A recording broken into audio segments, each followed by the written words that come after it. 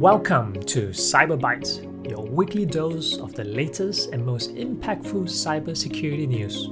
I'm your host, Edwin Kwan, and this week we've got a packed episode covering everything from state-sponsored hacking to smart TV privacy concerns. Let's dive in. Our first story is a stark reminder that cyber criminals are always finding new ways to exploit unsuspecting victims. North Korean hackers have launched a sophisticated campaign dubbed Contagious Interview, targeting software developers through fake job interviews. Here's how it works. The hackers pose as recruiters on job searching platforms, inviting developers to online interviews. During these interviews, they try to trick the victims into downloading malware disguised as video conferencing software. The malware, known as Beaver Tail and Invisive Ferret, is particularly nasty.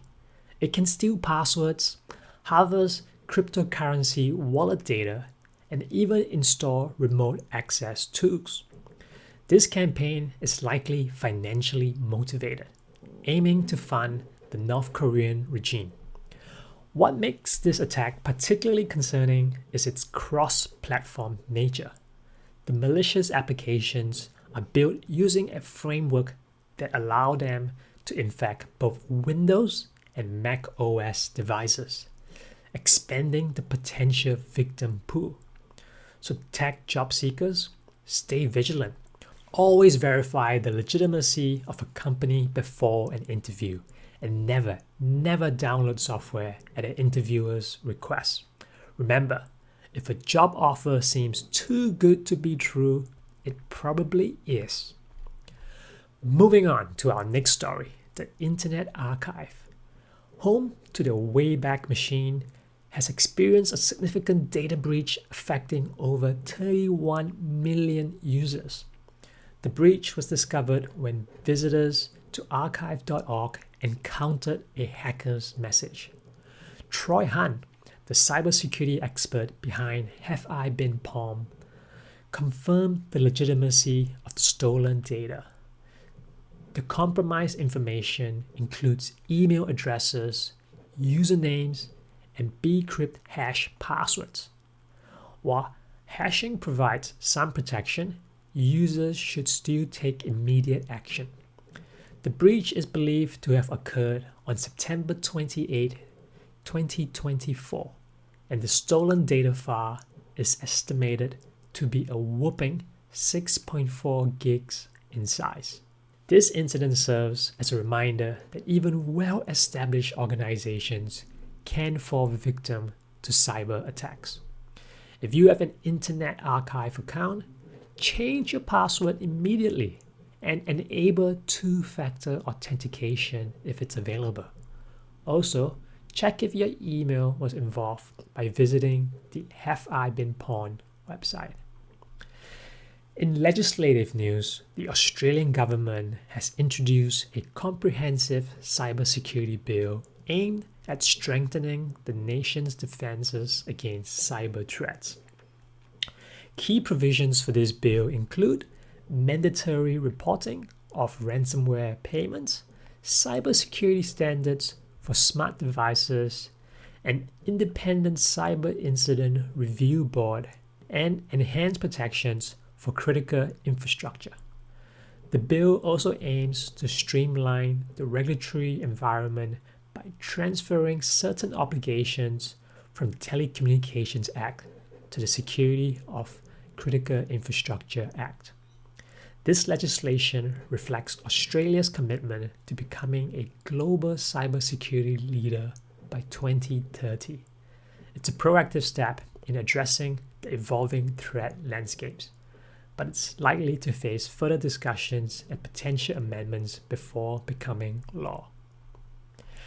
Our next story might make you think twice about your smart TV.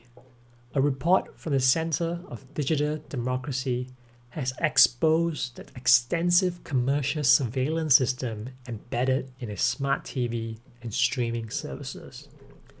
These platforms are adopting aggressive data collection and ad targeting methods similar to those used in social media.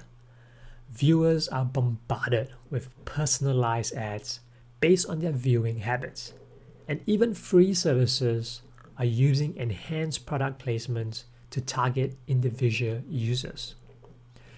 The report criticizes regulators for failing to address these privacy concerns adequately. It highlights how smart TV platforms use techniques like cookieless IDs, identity graphs, and AI-powered emotional analysis to create highly targeted advertising experiences. As consumers, we need to be aware of these practices and push for stronger privacy protections in the smart TV ecosystem. The lack of a federal data privacy law in the US makes this issue particularly concerning. And our final story is a warning for iPhone users working from home. A security flaw in the new iPhone mirroring feature could expose personal app data to employers. When an iPhone is mirrored to a work-issued Mac, a simple terminal command can reveal a list of all apps installed on the phone. This could inadvertently disclose sensitive information about an employee's personal life, including health conditions or dating preferences. This unintended data leak could have serious personal and professional ramifications. For employers, unknowingly collecting such data could potentially violate privacy laws and lead to legal issues. To protect your privacy, avoid using iPhone mirroring on work computers until this issue is resolved. Employers should also be aware of this risk and take steps to protect employee privacy, such as warning staff about the issue and checking with third-party vendors who collect software inventory on the company Macs. As we wrap up this week's episode, let's recap the key takeaways. First, be cautious of unsolicited job offers and never download software during an interview process. Number 2, if you're an Internet Archive user, change your passwords and enable two-factor authentication. 3, keep an eye on Australia's new cybersecurity bill as it could set a precedent for other countries.